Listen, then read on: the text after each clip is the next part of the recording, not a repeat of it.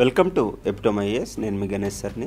ఇంట్లో ప్రెషర్ ఏ విధంగా హ్యాండిల్ చేయాలి, ఎస్పెషల్లీ యూపీఎస్సీ ఆస్పిరెంట్స్కి ఉండే మేజర్ క్వశ్చన్ ఇది. మనకు parents 1 year coaching time period ఇస్తారు, లేదా 1-2 years దాని తర్వాత టైం ఇస్తారు మనకి ప్రిపరేషన్కి. బట్ ఆ టైం నిజంగా చాలదు. ఎందుకంటే మనం అప్పుడే కొత్తగా వచ్చి ఉంటాం. Polity, history, economy, geography, Hindu news paper ఇవన్నీ చదివేసరికి మనకు టైం తెలియదు. అండ్ మనకు ఎలా ప్రిపేర్ అవ్వాలి అనుకునే టైంకి ఒక 1-2 years అయిపోతుంది. ఫినాన్షియల్ క్రంచ్ వచ్చేస్తుంది. మన ఫ్రెండ్స్ సెటిల్ అవుతూ ఉంటారు. అది మన మీద ప్రెషర్ క్రియేట్ చేస్తూ ఉంటుంది. మన పేరెంట్స్ మనల్ని అడుగుతారు, మన రిలేటివ్స్ మనల్ని అడుగుతూ ఉంటారు, సక్సెస్ ఎప్పుడు అని. సో ఈ యొక్క ప్రెషర్ని ఏ విధంగా హ్యాండిల్ చేయాలి అంటే ఒకటే సిన్సియారిటీ అండి. మీకు మీరు సిన్సియర్గా ఉండండి. పేరెంట్స్కి కూడా సిన్సియర్గా మీ సిన్సియారిటీ చూపించండి. మీకు మీరు సిన్సియర్గా ఉండడం అంటే ఏంటంటే నిజంగా కష్టపడండి.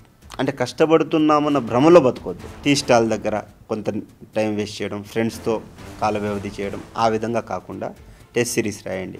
వచ్చిన మార్కులు మీ పేరెంట్స్కి ఎవ్రీ వీక్, ఎవ్రీ మంత్ పంపిస్తూ ఉండండి. దేర్ బై మీ కష్టం, మీరు నిజంగా ఎంత కష్టపడుతున్నారనేది మీ పేరెంట్స్కి తెలుస్తుంది. ఎప్పుడైతే మీ కష్టం వాళ్ళకి తెలుస్తుందో అప్పుడు మీ మీద వాళ్ళు ఒత్తిడి తీరు. ఎందుకు? మీ యొక్క రియాలిటీ తెలుసు కాబట్టి. ఎప్పుడు ఒత్తిడి ఫీల్ అవుతారు అంటే మీరు ఎప్పుడైతే మీకు మీరు అబద్ధం ఆడుకుంటున్నారో, మీ పేరెంట్స్కి సమాధానం చెప్పుకోలేని పరిస్థితుల్లో ఉన్నప్పుడు మన మీద ప్రెషర్ అనేది వస్తుంది.